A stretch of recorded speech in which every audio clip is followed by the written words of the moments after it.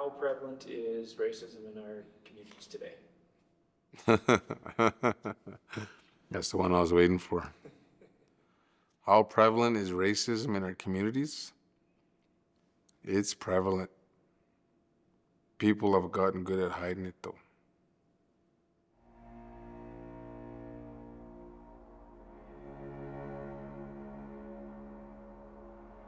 We both had long hair. We wore 2 braids. Our parents used to braid our hair 2 braids.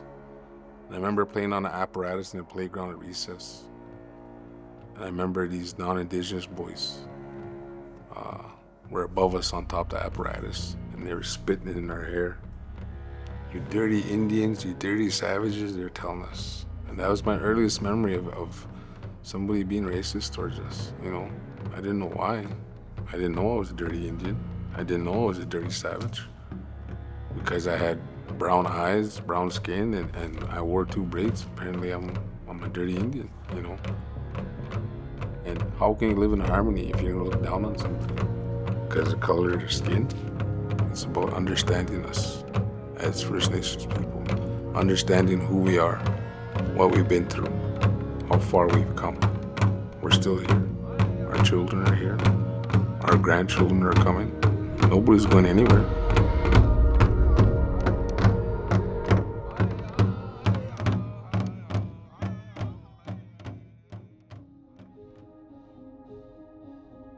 Systemic racism is pervasive through the Good Spirit School Division, through the entire education sector.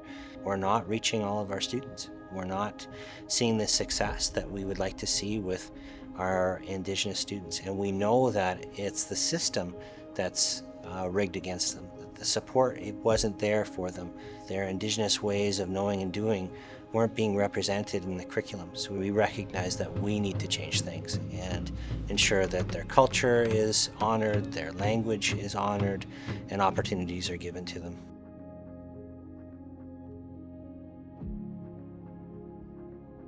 It starts with our Indigenous Advisory Committee. We've taken the nothing about them without them approach. So if we're implementing anything to do with Indigenous students, that we have conversations with elders, knowledge keepers, and leaders from our First Nations. We've also concentrated a great deal of resources towards Indigenous education. So we've hired a team led by our superintendent of Indigenous education who helps us understand the complexities of the current education sector and how it might impact Indigenous students. The Indigenous education team is a staff within the Good Spirit School Division, primarily an Indigenous staff, and we're all there to help provide additional supports to students. On the Indigenous education team, we have Indigenous community workers. Those folks do the connections between the home and the school. Those are folks that the students are really closely connected to, and they're a person who they feel most comfortable reaching out to. We have Indigenous Student Success lead positions in a number of our schools. These are licensed teachers, all of which are Indigenous. The Indigenous Student Success leads are there to support students in terms of their additional academic supports, and also to be a trusted adult role model for Indigenous students in our school buildings. We have an Indigenous cultural advisor who goes into classrooms and provides that cultural support and teachings. These students in our schools, you know, trying to make them feel like they belong, right? That's a big thing, you know, because there was a lot of times that I felt like I never belonged in the provincial school system, right? And I'm sure a lot of these students feel that way too. But when they come to school, they see an Indigenous room. They see Indigenous community workers, Indigenous student success lead teachers. They see Indigenous cultural advocate that's actually Indigenous, First Nations, right? Same color eyes, same colors skin as them. They identify with that, you know, and that's our job, is to help them to identify and to help them to take pride, and also to help them to move forward with their education, right? To stress the importance of education, to finish their grade 12, to go to university, to go into trades, you know. For society to be successful, all people in society need to have the chance to be successful. taking down some of those barriers for Indigenous students, adding an extra layer of support for everyone. So whether they need help with assignments, scholarships, post-secondary applications, whether they just need somebody to listen, whether they need somebody to advocate for them, whether they need groceries at home, whether they need, some cultural support. It's an additional layer of support that kids need to be successful, and we're here to provide that. I see students smiling more, being more open, laughing, admitting that they're Indigenous when that's something that they may not have done last year or the year before.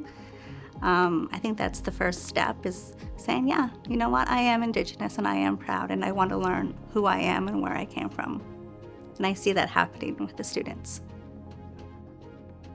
The challenges that Indigenous students have been facing for a long time are kind of long-standing challenges that stem from residential school legacy that we've all inherited as Canadians. We're very much still in the intergenerational trauma from residential schools.